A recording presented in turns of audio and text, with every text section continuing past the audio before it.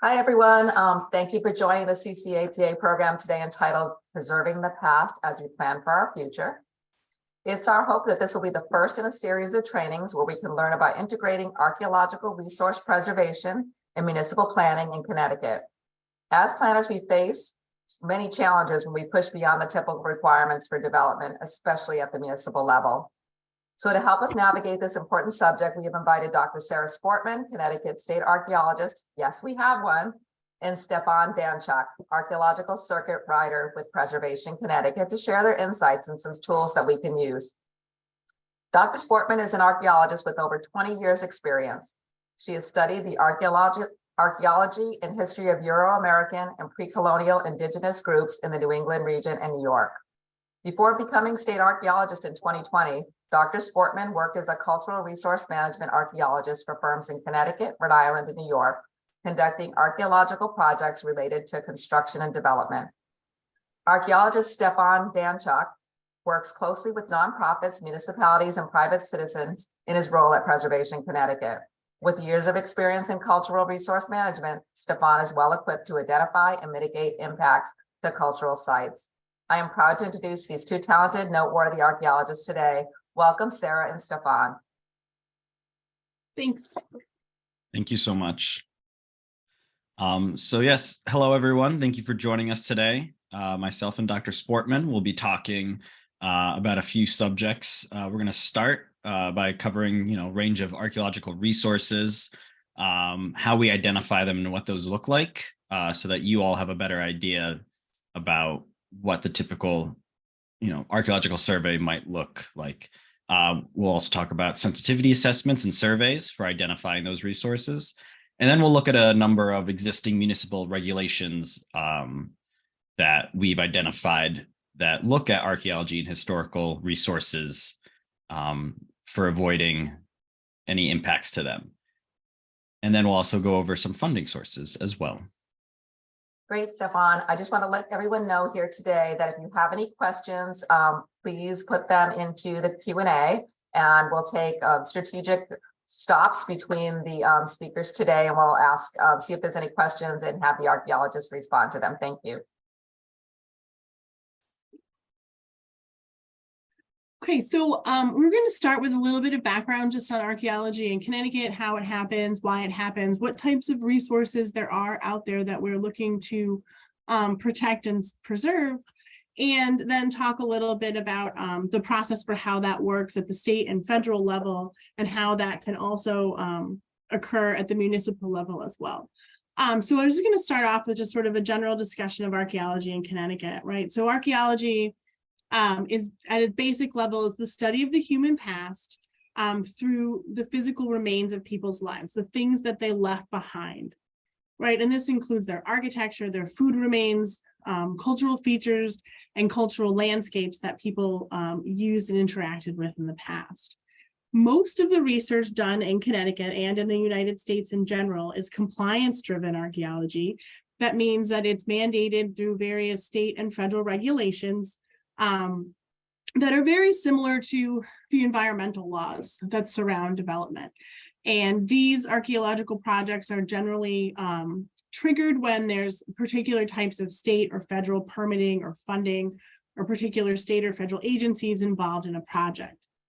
As a result, a lot of development activity kind of falls through the cracks and doesn't get covered with these state and federal regulations. And a lot of that happens at the municipal level, right? Projects that happen in towns where there's no state or federal funding or permitting.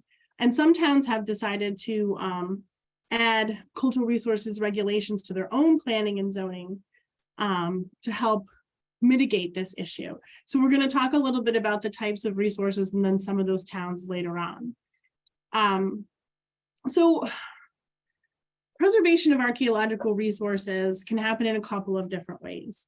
One is to identify their locations and then avoid them during the development process, either build around them or relocate something to avoid them. If that's not possible, the other step is to do archaeological excavation and analysis. That way you're preserving the information from that archaeological resource by collecting all of the data, cataloging it, analyzing it, and interpreting it So even though that resource is gone forever, the information about it remains in the record. So we have it for our collective heritage. So in Connecticut, we have several different organizations that work in the preservation of archaeological resources and historic resources as well, historic standing structures and things like that. But we're not going to get into that today. That's a whole different conversation. So we have three offices in the state that play an important role in this work in Connecticut. The first is the State Historic Preservation Office. And it would be great, I think, for you all to have a conversation with them as well as one of these webinars. They fall within the Department of Economic and Community Development in Connecticut. And there are 2 staff archaeologists at the State Historic Preservation Office that deal with review and compliance on the state and federal level. So those projects that fall under state and federal regulations go through their office. I'm a state archaeologist with the Office of State Archaeology. It's a small agency. It's an agency of 1. And one of my duties, I have a lot of different regulatory duties, but one of them is reviewing compliance of municipal projects and zoning in the towns that have regulations. So the review of the kind of projects that we'd be talking about today would go through me in my office. I also have mandated duty for burials. So if historic cemeteries or burials are ever encountered during development in your towns, my office works with the medical examiner and the state police to deal with those situations if they're more than 50 years old. And then Stefon, I'll leave it to you to talk about Preservation Connecticut. Of course, yeah. So Preservation Connecticut, formerly the Connecticut Trust for Historic Preservation, has typically worked with those above ground resources, the built structures. But with my addition to the staff, we now are looking at preserving our below ground resources as well. We are a statewide nonprofit chartered through the General Assembly with our mission to stimulate the preservation of historical and architecturally significant sites and districts. We have a team of circuit riders or consultants that go around to the towns in Connecticut to help other nonprofits, municipalities, and private citizens to identify and give them consultation on stewardship of their resources. And so as the newest addition, I'm the new archaeology specialist, which is why I've made contact with Dr. Sportman and I'm here today.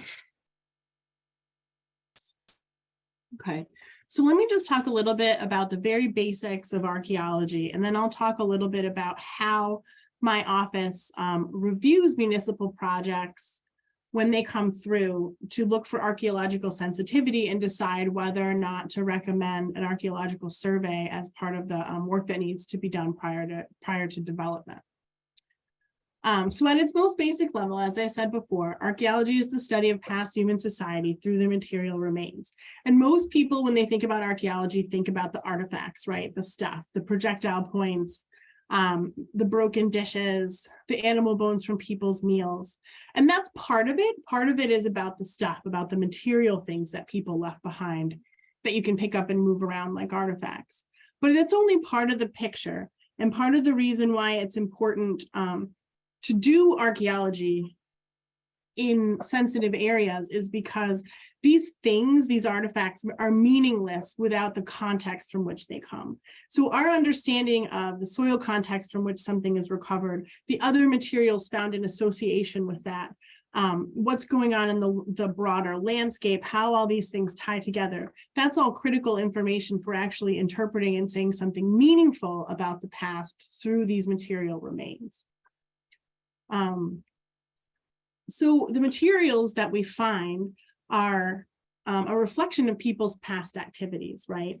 We find arrowheads and projectile points and all kinds of stone tools from past Native American societies, largely because most of their cultural items that they used were made of materials that did not survive the times, right? Things made out of wood and bark and animal bone and hide and things like that have not survived in our acidic soils over hundreds or thousands of years. So mostly what we find from these societies are stone remnants. And the locations of these and the types of these that we find can help us put together what people were doing in the past, right? So I have a picture here of two people making stone tools, and you can see the little pile of stone tools and chipping debris that they're generating as they make those tools. And it's that type of material that helps us understand like what people were doing at a site at a given time. The same goes with things like food remains and fire pits and the remains of houses and things like that. So archaeologists aren't just looking for artifacts, we're also looking for cultural features to help us understand the past. And so if you see the picture here to the side where you have kind of a village scene with a hearth, there's a fire there going where people are cooking. There's a wigwam structure that's made out of wooden posts and covered in bark. These things sometimes leave traces in the archaeological record. We might be able to identify the site of a past habitation through the remains of these types of things, which we call cultural features. And these are the non-portable aspects of human activities on the landscape. So just to give you some examples of cultural features that we've found across Connecticut, the one at the top that looks like a giant cellar hole with steps going down into it. This is an early 18th century house that was filled in and buried in a cornfield in Andover, Connecticut. The house burned down, the family moved away, the place became a farm, and they filled it in and covered it over and just plowed over it for the next several hundred years. But this particular site was really important because when the house burned down, everything in it was preserved. It just fell right in, was pushed right in, and it was a tremendous amount of information about life in Connecticut in the early 18th century. And it was just lying under a cornfield all this time. So that's an example of a cultural feature. Next to that, you see a pit that's filled with a bunch of broken shell and things like this. So this was a Native American storage pit that was then repurposed for trash disposal and a habitation site. So people were kind of cleaning up the site and throwing away all their garbage, so their food remains and broken things into this pit, which then you can see as an outline in the soil and is filled with really well-preserved artifacts from life in that time period. Some other examples of cultural features that we find in the soil are posts. So at the bottom, you can see the two pictures side by side. The first one is a post from a 19th century fence. Not super exciting, I know, but the one next to it is a post from a palisade wall from the earliest settlement of historic Wethersfield from the 1630s. So part of the original defensive structure for the first English settlement here in Wethersfield. So a much more significant context there. So a lot of these features are very subtle, either first identified as soil stains and, understanding their relationships to one another, their spatial relationships within a site, and their relationships to the artifacts that we're finding are really important for putting together the picture of what was happening in the past. The other one in the corner is a late archaic Native American earth oven that dates to about 4,000 or 5,000 years ago.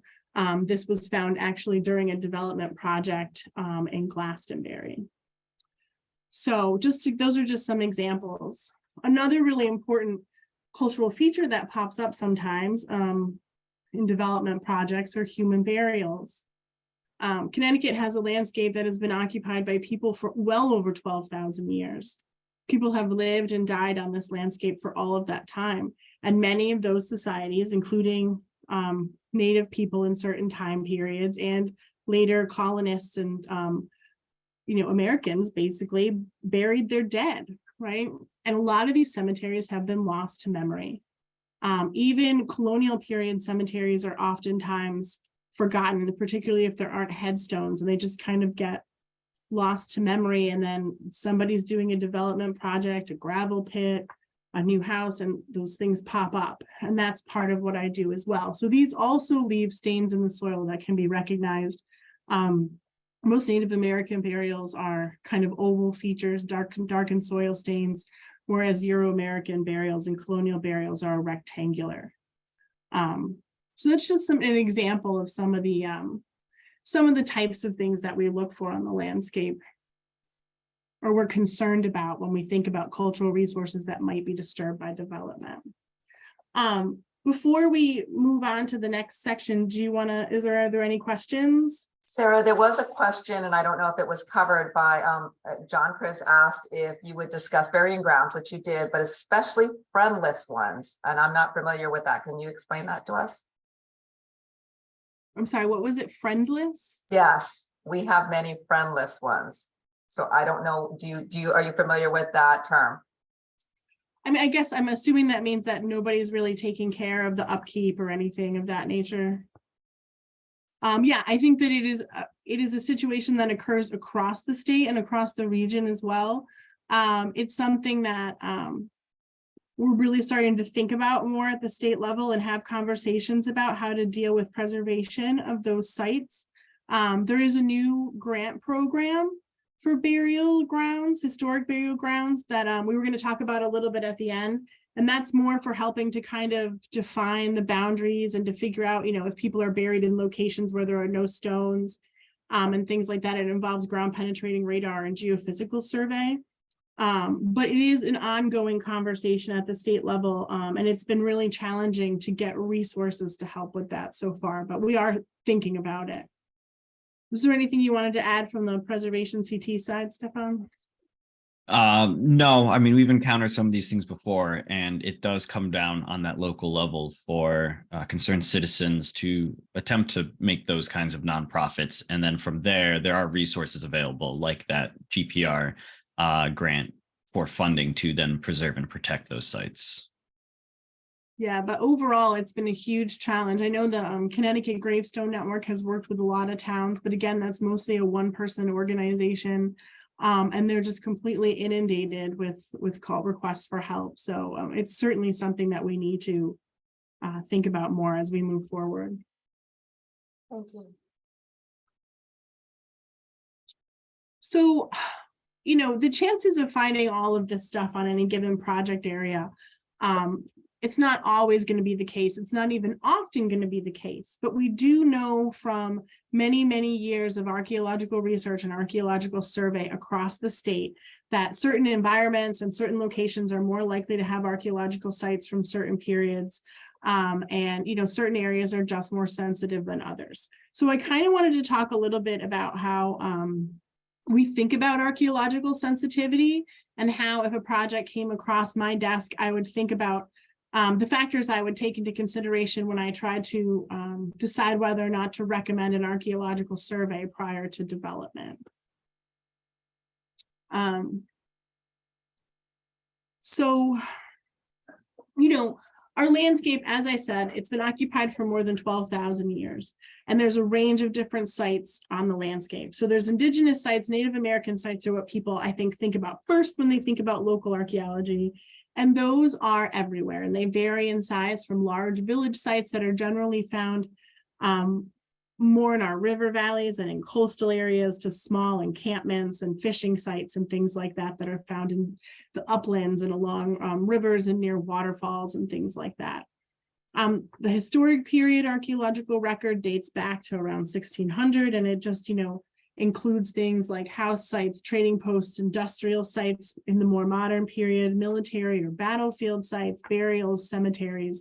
So there's a tremendous amount of history of our shared heritage and our shared history that can be gleaned from archaeology.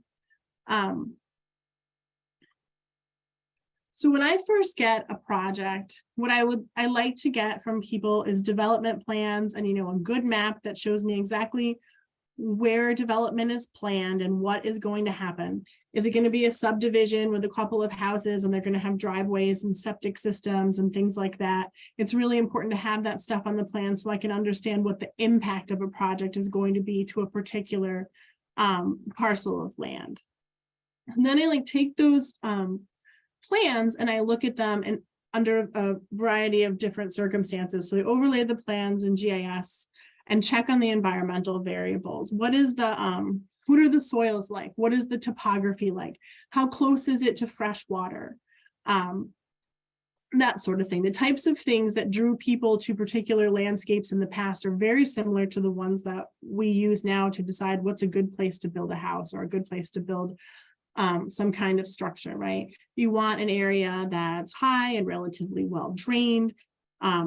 Less important today to be near a source of fresh water than necessarily it was in the past. But that was a major concern in the past when people didn't have water being pumped into their houses, of course. So we look at the topography, right? People were far less likely to live on steep slopes than they were on nice flat areas. Nice flat areas overlooking water with well-drained soils are like pretty much the gold standard for where you would expect to find archaeological sites, although they do, of course, appear in other areas. I look at the LiDAR imagery, which is imagery that's now widely available across the street. It basically gives you a good view of the topography. It's that gray picture with the red box up in the corner. It can cut through the vegetation and the foliage that makes aerial photos tricky and give you a good sense of what's on the landscape. So this is great for identifying things like stone walls and old cellar holes, like the one you see in the picture, and other types of past development, but also potential disturbance on the landscape. I look at historic maps to check for historic land use. I look at the 1934 aerial historic maps of the town. You know, were there houses in this area before that are no longer there? Were there other types of things like mills or small industry in a particular spot? Is this area been previously disturbed to an extent where any possible archaeological resources have probably been destroyed? Those are all things that I take into consideration. I also look at past archaeological work. So the state maintains a record of previously identified sites. We're finally launching a statewide GIS. The archaeological component isn't available yet, but it will at some point, probably in the next 6 months or so, be available. And it's also going to have historic resources, historic districts, historic houses, National Register things. So that'll be a great planning tool for everyone to get a better sense of where these things are found in the landscape. But I look at known sites and I see, has other archaeological sites been found nearby? And what are the nature of those sites? And what types of environments have those been found in, to help inform my, my recommendations about a particular project area? And then taking all that data, I have to decide if I think a site has, you know, potential archaeological sensitivity, and decide whether or not to recommend a survey. Another really important aspect of site sensitivity is the soils. As I said, people, you know, generally try to live in well-drained areas, well-drained soils, near wetlands, but not in them, right? So I look at soil characteristics. What's the parent material, the drainage class, how stony are they, how slopey, like I said before, proximity to water. So all of these things come together to inform my recommendations. And the State Historic Preservation Office, when they do their state and federal projects, work in a very similar vein. They're taking all this information into account when they're trying to decide if a site has potential for archaeological resources. You know, the most, one thing that I would say, past plowing, a lot of people think that that's some kind of major disturbance that would ruin archaeological resources. That's not often the case. Most archaeological sites, you'll find artifacts in the plow zone, in that soil that has been plowed up over the last few centuries during farming. But most of the time, it doesn't cut so deep that there's not archaeological resources below it. So sites where people have collected in the past and found lots of artifacts in a field, that's usually a pretty good indicator that there's actually a remnant of an archaeological site below that plowed soil. So we're looking for intact soils for the most part. What's next? So if I do recommend an archaeological survey, a lot of it, I think in an ideal world, I would be able to go out and visit every project that I assess personally and do a walkover, you know, take a look at it, take some soil probes to assess soil integrity and soil conditions. But this is only one aspect of my job, and I have a lot of different things that I have to do, and I have no staff. So when I do assess for archaeological sensitivity and I think an area might be sensitive, I would recommend an archaeological survey, and I would put this aspect of it on basically the shoulders of the archaeological consultant that the town would hire to do that survey, or the developer or the property owner would hire to do that survey. And what this will do is help to refine areas that need to be tested. Usually for small scale development, we're trying really hard to weigh preservation and the need to identify sites if they're there with an understanding that lots of these projects at the municipal level are not large scale, are not, super well funded. Lots of them are individual property owners. We're not always talking about big developers. So we try to keep the archaeological surveys very reasonable. So, and really just focused on impacts, like the areas that are going to be specifically impacted by the development. So this assessment that people do ahead of the actual excavation and survey work can help to refine areas that need testing. And it might help to write a couple of areas off and say, well, this area looked okay in the map, but now that I'm out here in the field, I can see that it's been disturbed. So we probably don't actually need to test in this area. Anything that was there is probably already gone. Then the areas that are sensitive and that are intact are subjected to shovel test pits. And this is the first stage of an archaeological investigation. It's really a presence or absence. So the idea is, like, are there any archaeological resources in this project area? And these are small test pits that are dug just by hand with a shovel, the soil screened. People look for artifacts. It gives you a chance to look at the soil stratigraphy, maybe look for cultural features, and get a sense of what's going on. If nothing's found, then that's it, and the development can proceed. If things are found, we move on to another level to try to figure out the extent of the archaeological resource, do a little bit more testing to figure out how much of the parcel it covers, and then have a discussion about whether or not the development can be shifted, to move to a different spot to just avoid the resource, or if it can't, if it has to be mitigated, which involves a little bit more excavation to recover all the data that's going to be destroyed by the development. So that's probably another good spot if anybody has questions before we move on to another topic. All right, we do have one more question, and it goes back to graves. And this question is, we had one case where a grave was found right next to the established borders of an ancient burial ground. What to do? Yeah, so that's a situation that occurs more frequently than you would expect for a couple of reasons. Historically, there were some people, for various reasons, who were not eligible to be buried within a burying ground if it had to do with their religious affiliation or crimes that they committed or behaviors that they had, or if they committed suicide, something like that. Sometimes those people were buried on the outskirts of burial grounds. Another issue is that lots of times fences or walls might have been built around burial grounds later. And you might have had situations where some graves were unmarked or had temporary markers like wooden crosses that just didn't survive the test of time. And maybe everybody kind of thought that they had the cemetery well defined enough to fence it off or build a wall, but they missed some, basically. So it's not a super uncommon thing. And I think that, the most important thing is to get those burial locations recorded in such a way that people are aware of them. If a fence can't be moved, or there's a stone wall and it can't be rebuilt, to get those burial locations recorded so that everybody knows that it's there, so it won't be disturbed in the future, if that makes sense. Thank you, Sarah. Mm-hmm. Do you want to take the next section, Stefon? Yeah, of course.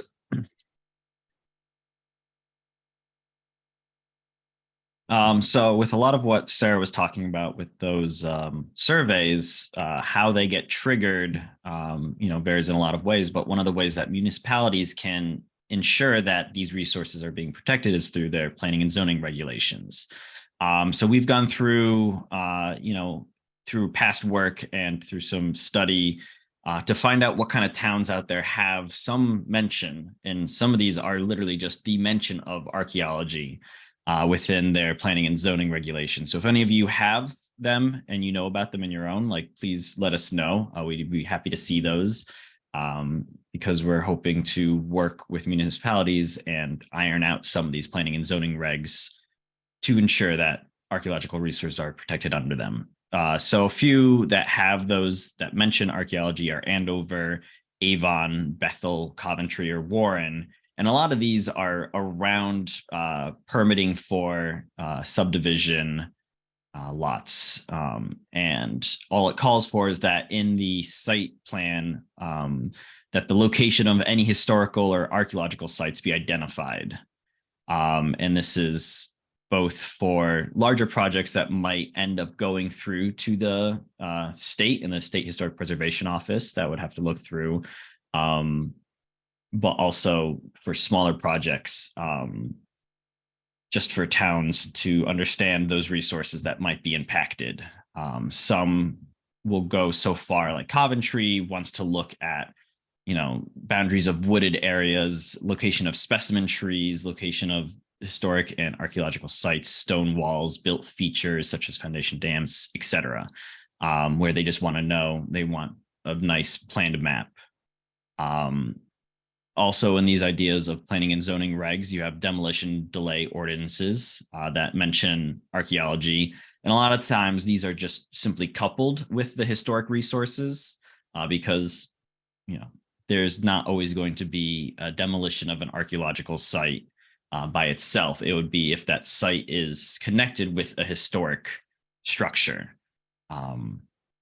So places like Easton, Reading, and Washington all have some mention of archaeology within their demolition delay ordinances, though Washington's is just that their historic review committee should include an archaeologist. It does not necessarily mention archaeology itself. Some towns such as Norwich, Portland, and Milford has one in progress have archaeological sensitivity maps. Now, this is something that Sarah had spoken to previously about understanding what areas are more conducive towards archaeological sites, such as drainage, location to water, etc. So having these sensitivity maps within the town itself is very useful for planners such as yourselves to understand what might be impacted should any development come through.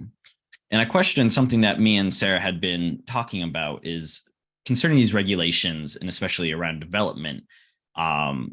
Different regs call for different surveys, and it comes down to sometimes acreage versus subdivisions, and the idea that maybe it's a very large site, large acreage of the impacted site, but it doesn't get triggered because it's only so many subdivisions, or vice versa. It's a very small acreage, but the zoning regulation only comes through if it gets subdivided so many times. So kind of figuring out what the best way to look at this, and which kind of process would be better. Yeah, I think, with that last bit, my feeling on this is that, depending on the towns, different towns that I've worked with and their regulations trigger these for different purposes. As Stefon was saying, sometimes it's based on a project that involves a certain amount of acres, right? Even if only one house is going to be built, if that certain amount of acreage is part of that parcel, then it can trigger these regulations.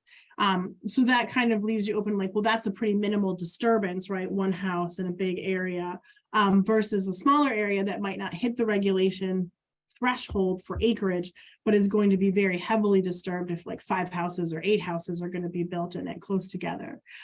So I think that, thinking about these regulations, it makes a lot of sense to think about level of disturbance and to think about ways to do these so that they don't become an undue burden on the people who are doing the development, right? Because it's always a challenge to weigh preservation with development and with cost. And if things become too expensive, then people are not going to have any interest in supporting the preservation because it makes things impossible to move forward, right? We don't want that to happen either. So it's very important, I think, to say that we're not opposed to development. We don't, reject the idea of development outright. We support development. We understand the need for it that every town has. It's just trying to find a path forward for this development that takes into account potential cultural resources in that area, much as you would think about wetlands and endangered species and things like that. So I just wanted to interrupt for a moment and let you know that Jana Robertson, Stefon has wanted to identify that Brooklyn has subdivision regulations that specifically talk about archaeology and historic resources. And then all the towns in the northeast corner in the last Green Valley also have the archaeological sensitivity maps. That's I did awesome. see Thank those. you. Thanks, Jana. Oh, sorry. Do you want the next slide? Yeah, so if we move on, one of the special cases that we thought was important to highlight is Sharon. Now, back in 2001, some of you may recall, covered by the New York Times, an issue concerning metal detecting.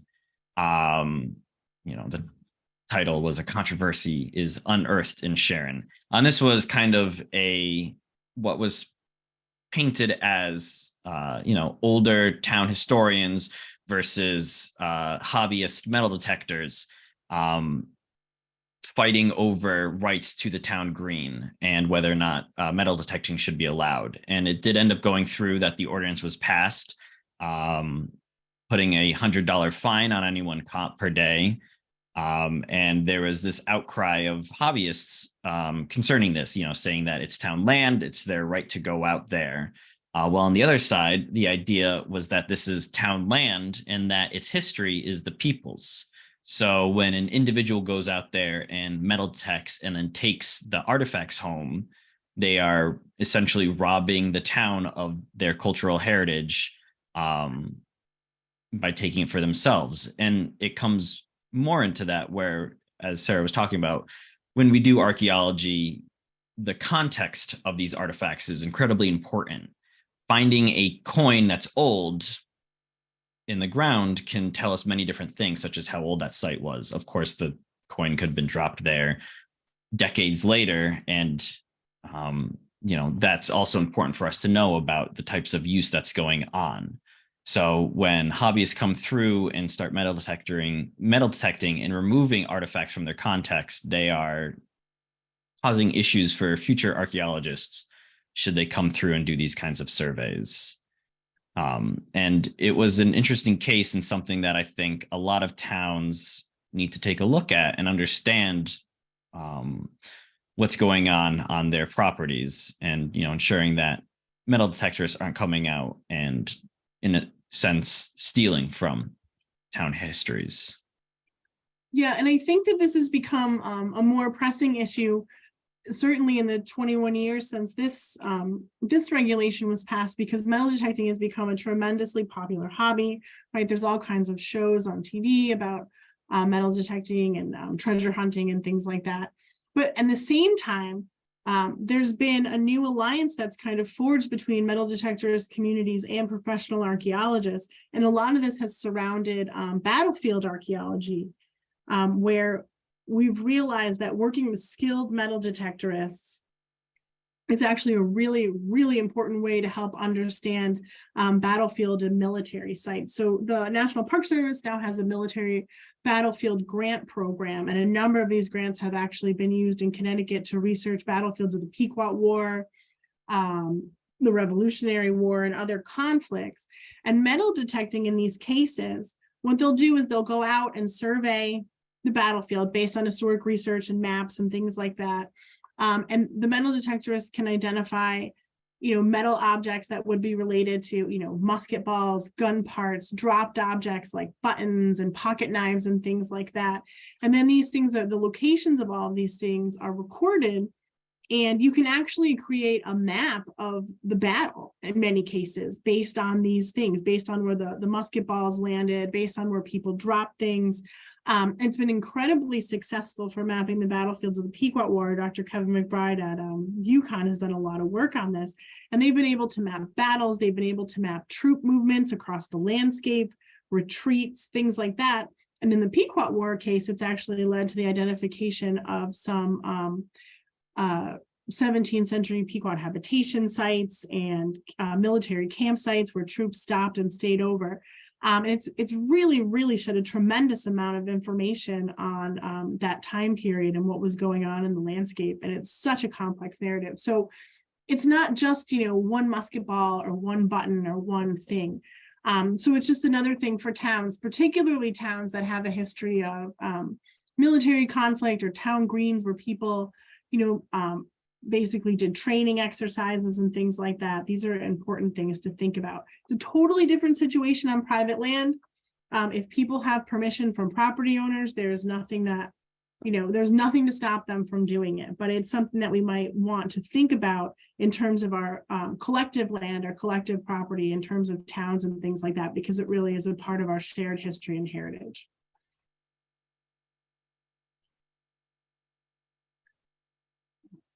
Are there any questions about that? There are no questions at this point. Should we move on? Yes, I think we can move on to funding. So, cultural resources preservation and management is it can be an expensive endeavor, right? These things cost money. And sometimes the cost of that can be put on the people who are developing particular properties. Other times the cost of preservation fall towards the towns. And in order to help the municipalities and nonprofits and other organizations get a handle on what resources they have, because of course that's the first step in preservation, is knowing what you've got, right? Knowing what's out there. The State Historic Preservation Office runs a number of grant programs that can help to identify resources and then different stages of planning around those resources for towns. So I'm just going to talk about some of the SHPO grants that are available, that are out there, in case you're unaware of them. I'm sure many of you are, and have probably dealt with these. The great thing about a lot of these grants is that they run, it's not just like a once a year thing. A lot of them are rolling and they come up before the State Historic Preservation Council on like a monthly basis. So they're funds that are available relatively quickly and relatively regularly. So the first one I wanted to talk about were grants for historic resources inventories. So this is when you basically hire a consultant to create detailed records of the historic buildings, sites, structures, and objects within a defined geographical area, or related to a particular theme, historic theme. And there are resources available to help towns and nonprofits and other organizations hire people to do this. And these are fantastic planning tools to have in your arsenal, because then, from the get-go as a planner, you can kind of have a better understanding of what resources are out there that might be impacted by development and other projects. And then, so these documents are created by professional architectural historians and historians generally, based on archival research, fieldwork, photography. So they're documenting these structures, understanding a little bit about their history and how it fits into the town or the theme, and providing a document that you can then have on file to reference as needed. The next category are planning and pre-development grants, and there's a number of different types of these. There's historic designation reports. So those can be if you want to put something on the National Register of Historic Places, or if something's really significant and you want to have it designated as a National Historic Landmark. There's also funding for Connecticut State Register of Historic Places nominations, local historic districts and properties, and also archaeological preserves, which we will talk about a little bit more in a few minutes. The new grants that I was talking about for surveying historic burial grounds fall under these kind of survey and planning grants. The idea is that, you get a sense of what you have within that cemetery, that burial ground, how many graves there are, what are the boundaries of it, are there areas where there are unmarked graves, as a planning tool, because a lot of our historic cemeteries are still in use. We get calls all the time by from cemetery groups that want to know if they can actually bury people in areas where there are no headstones.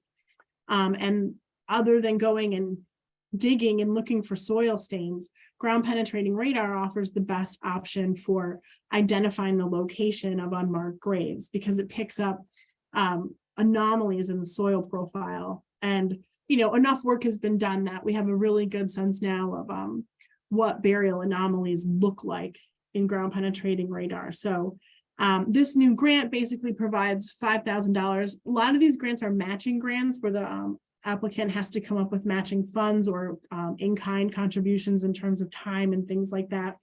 But these are non-matching grants, so they're very small, about $5,000. They cover an acre. And we have now developed a list of qualified ground penetrating radar consultants in the state and in surrounding areas that can provide these services.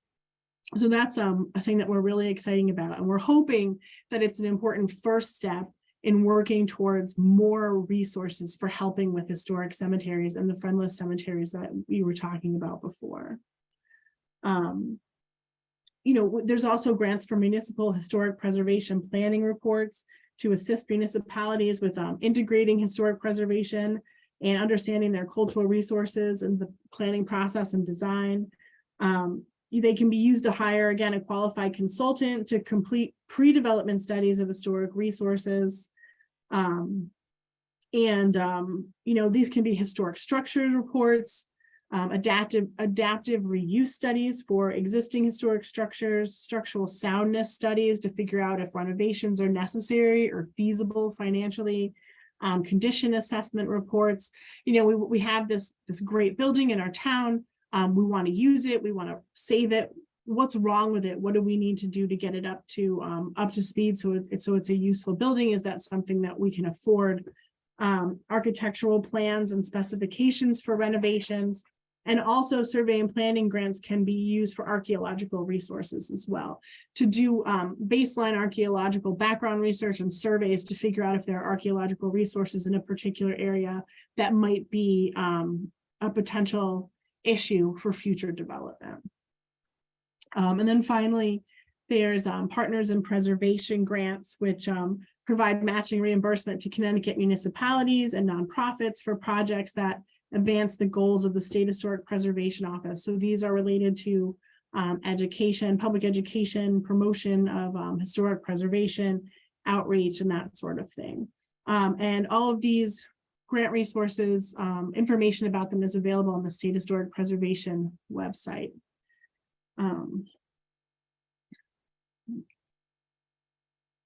Do you want to hit these, Stefon? Yeah, and there are a few other resources from the SHPO, one of them being the Certified Local Government Program.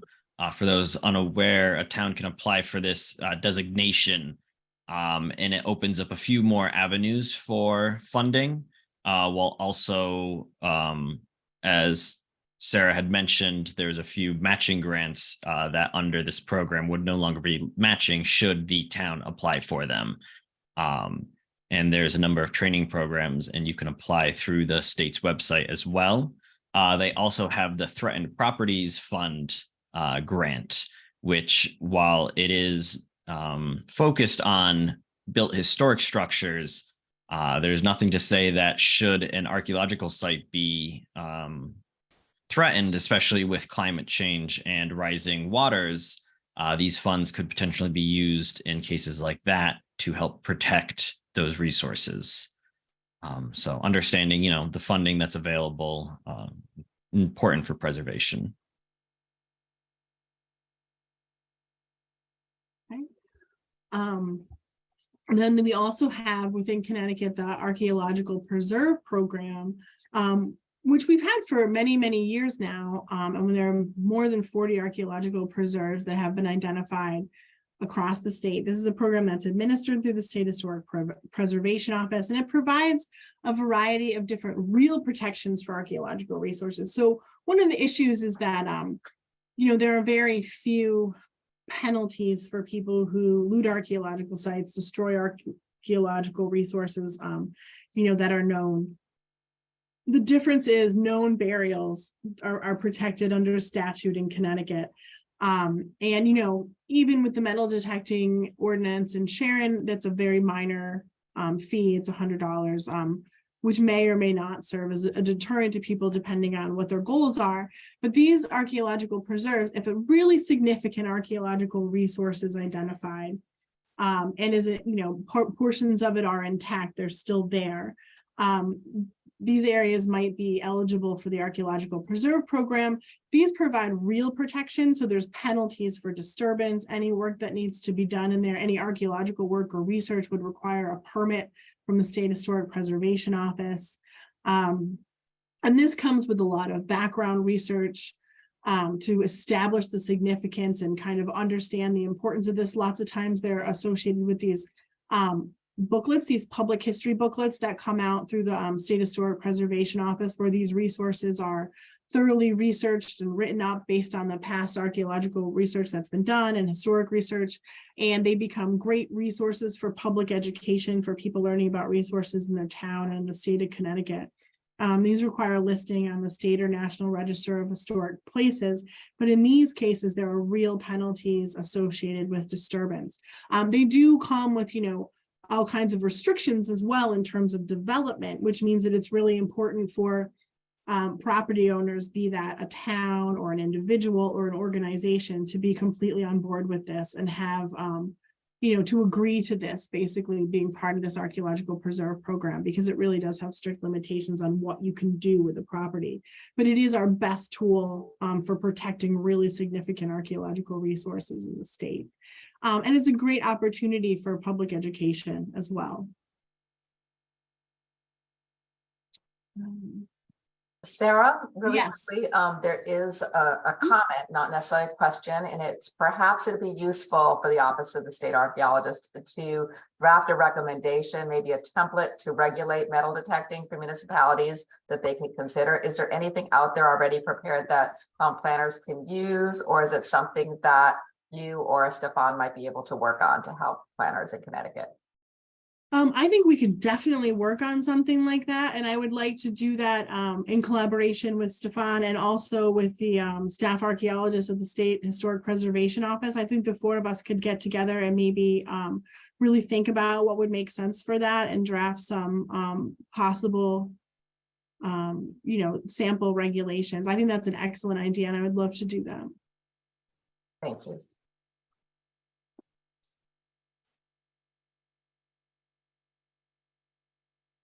So I think, Stefon, you want to talk about preservation CT a little bit?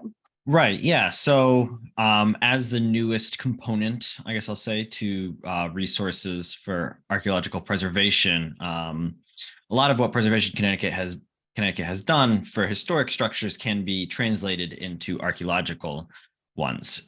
So the staff at Preservation Connecticut has a lot of experience working with towns on zoning regulations and demo delays. Our circuit writer, Brad Scheid, has done a lot of this work. And I've spoken with him about, what those kind of regulations can be expanded upon for archaeological resources. We also do a lot of consultant work. Our circuit writer program, like I had said, goes out into the field to meet with people, whoever they may be, to talk about these resources. So if a town ever comes up with some kind of resources, they're not quite sure what it is or what to do with it, we can go out there and help in some ways. We don't quite have the same kind of survey experience. I don't have the same survey experience that Sarah does. But I can definitely point folks in the right direction, or at least come up with some basic plans and ideas for these things. Preservation Connecticut also has a fee-for-service program where we do state and national register nominations, should that be something folks are interested in. And we also have experience with assisting towns becoming CLGs or establishing local historic districts. We have a training program where we partner with the SHPO about the local historic districts. So those are some of the things that we can help out with should the need arise.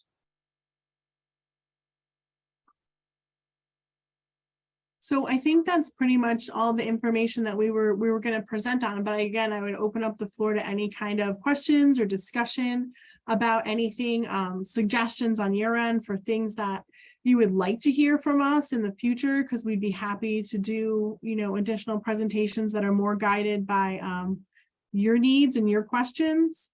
We were just kind of trying to put together an overview of things to get started, but with the hope that this would just be starting a conversation that would be more long-term and ongoing. So I have a couple questions.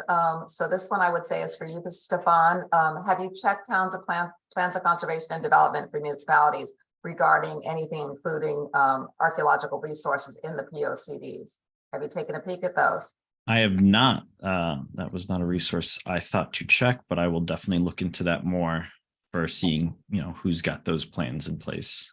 Absolutely. And I think that's a great thing that people can add in, in their plans of conservation. We're working ours in Norwich now. And I think under either, livability, in different chapters that you can really find and sustainability, because I think, sustaining these archaeological resources is so important. Then if you could answer really quickly, Sarah, what CLG means. Certified local government. It's Thanks. a designation for certain types of grants. Right. And then, we have one comment, a suggestion to reach out to some detectorists to have on your review panel of any proposed regulations for metal detecting. So if you're aware of any groups, maybe that they could comment on those. And again, I think what we were talking about earlier and you were mentioning was this is regulating on municipal properties and not on private land. So, but it still might be worth definitely getting their input on that.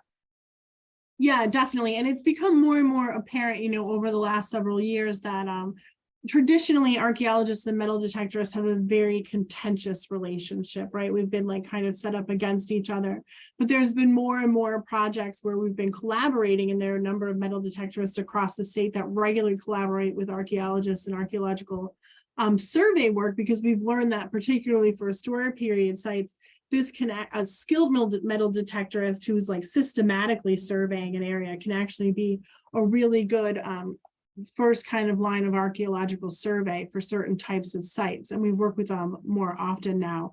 And, forging those relationships is really important because a lot of times, some people are treasure hunters and they just want to find stuff and keep it. But a lot of people are really interested in history. A lot of them are incredibly knowledgeable. They've done a lot of research on the materials. They know where things are. They know the landscape.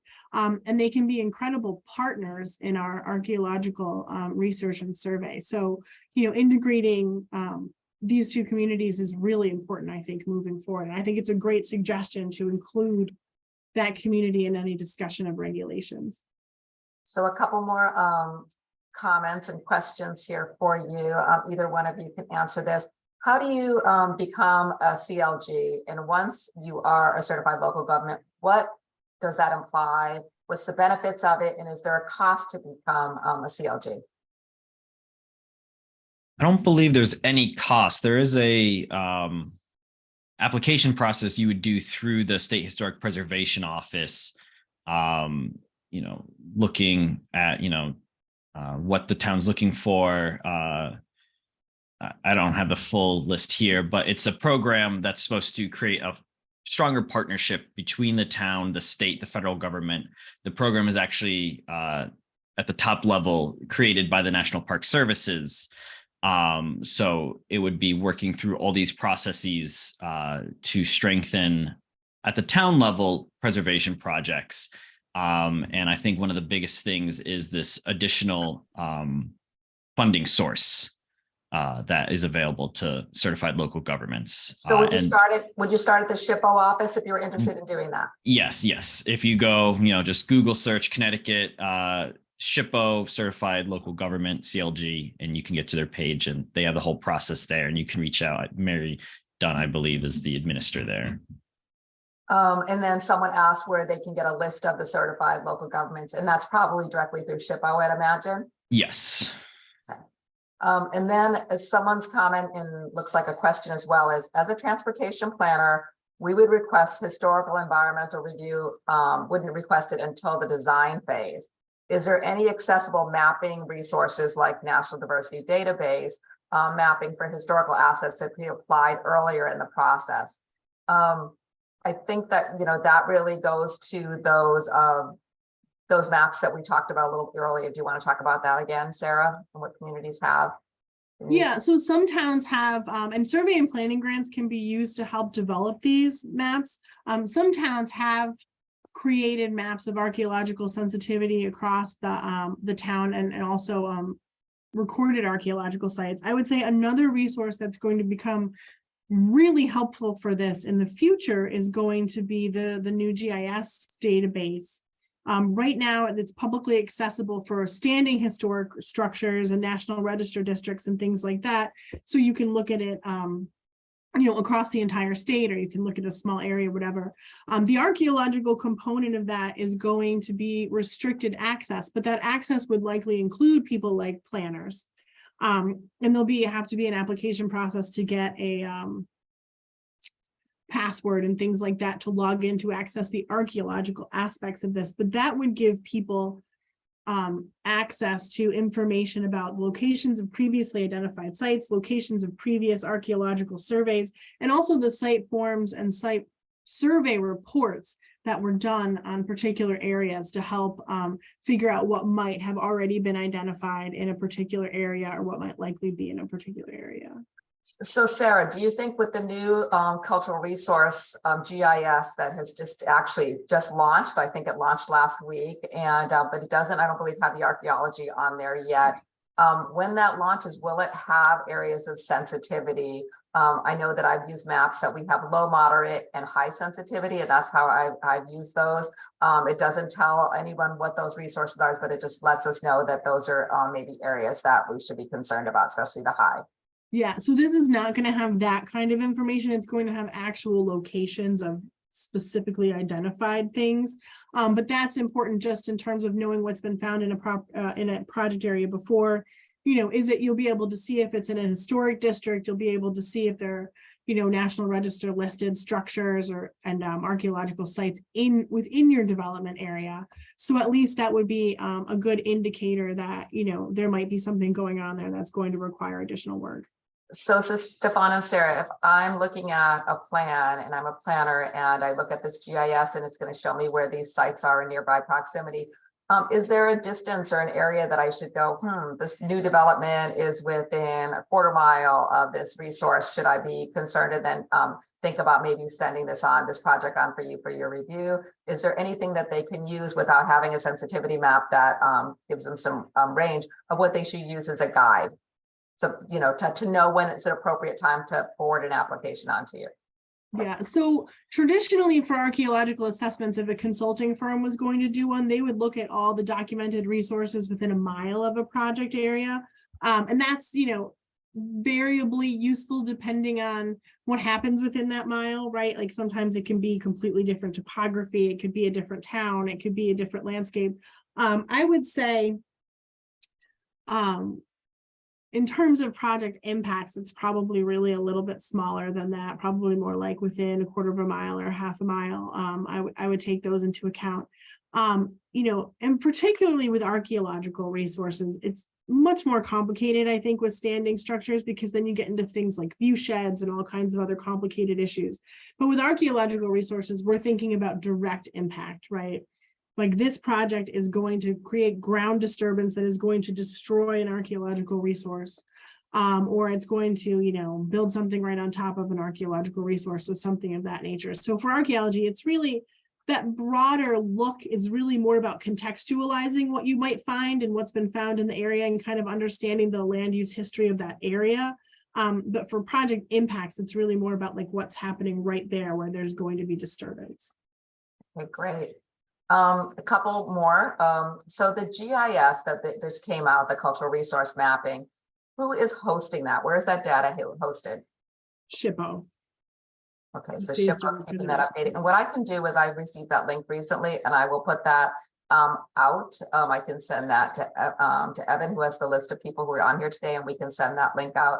And I will also put it on the planners listserv. And then there are two, I have a comment that we have 24 burial grounds in their community and 20-ish are abandoned. How do you control metal detectors use on them? Well, that is, I think a thing that might be useful to consider in our discussion of metal detecting, sample ordinances, maybe extending that to burial grounds, because we do take burial grounds very seriously here in Connecticut at the state. They are protected in a couple of different ways by different regulations, and really no one should be digging around in a cemetery. And I think it's really important for people to understand that historically we think about cemeteries and people being buried 6 feet below ground. That is a modern thing, right? Old burial grounds, people are buried much more shallowly. Think about the rocky soils in a lot of parts of Connecticut and people digging with hand tools. Sometimes burials are 2 or 3 feet below the ground surface. So we really don't want people digging around in there. And I think that would be an important thing to integrate into any kind of metal detector regulations. If someone was caught like in a burial ground and they were digging, I mean, that's a police issue when you say to immediately call the police because of not the laws in Connecticut regarding that. Yeah, but I don't know if that would be enough.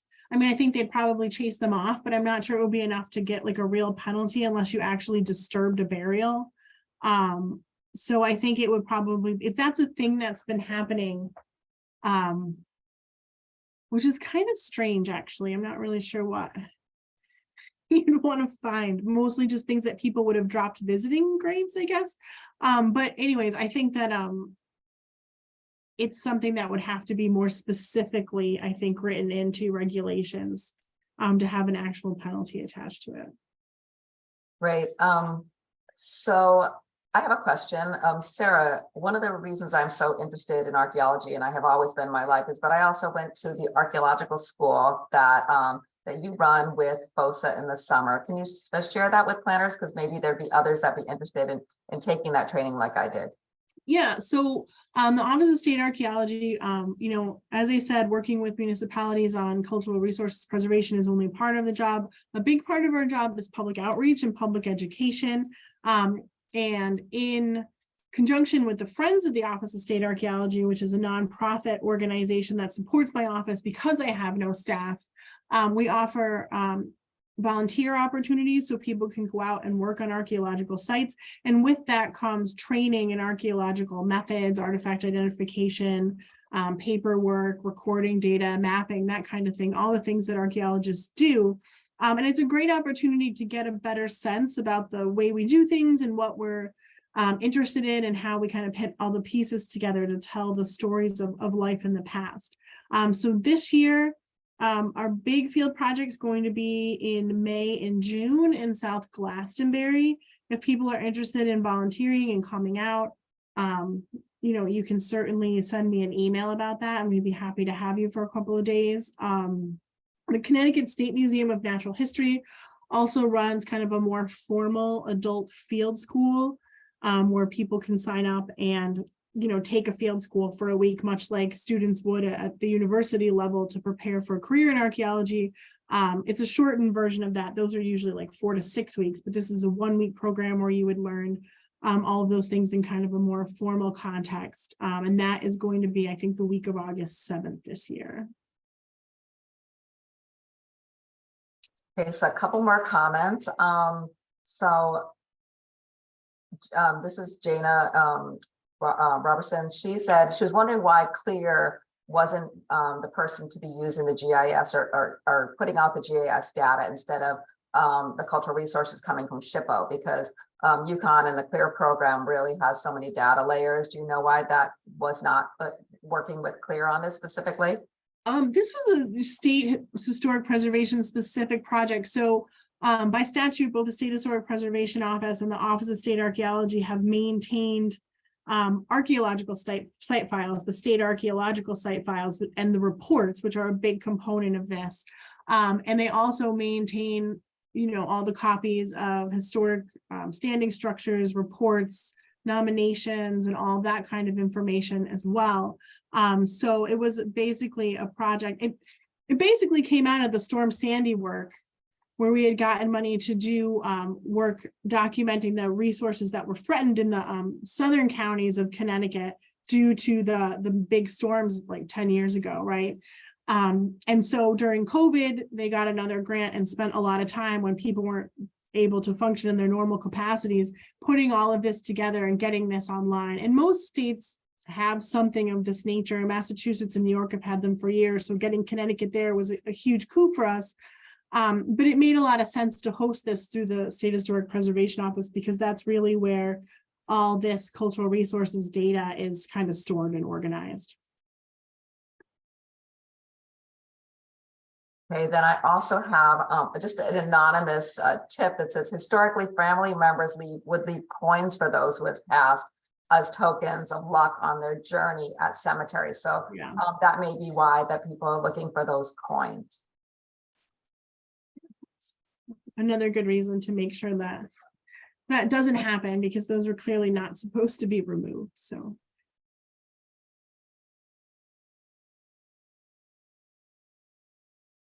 I think that's it.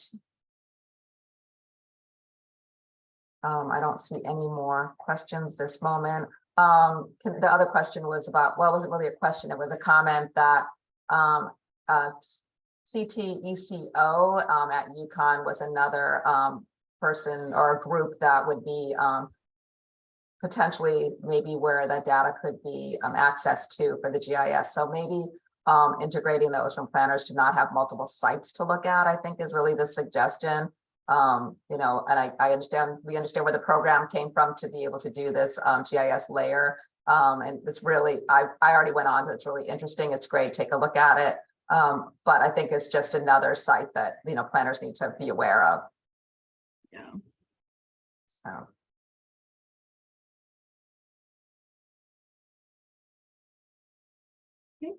So I think that is it. We appreciate so much you coming on today. And I think the future here is to do some more of these sessions with the state archaeologist and with Stefon and maybe SHPO archaeologist, and potentially to get out in the field and to show us some of the sites in the communities. I think that would be wonderful. Some site visits. And if anyone wants to do some training, again, I highly recommend it in the summertime to work with the Friends of the Office of the State Archaeologist. I am on that board, and so I highly recommend the group that we assist Sarah as much as we can on archaeological digs. So get involved, and I think that you'll find there's so many resources in the community, and it's a great way to really protect, you know, the culture from the past to go forward in the future for everyone to understand what was happening then and how we can plan for our future around that. Any last words from Sarah or Stefon here? No, I would just say, you know, thank you so much for coming today and joining this discussion.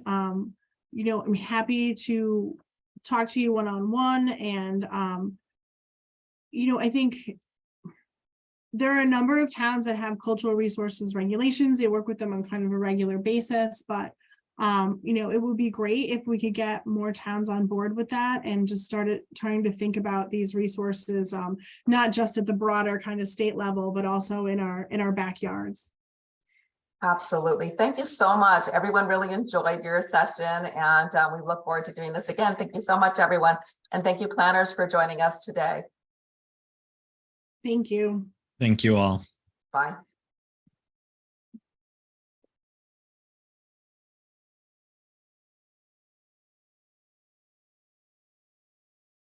Great job, guys. Thanks so much for participating.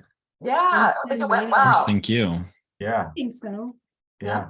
And it was pretty good. We actually only 15 minutes short, so that wasn't too bad.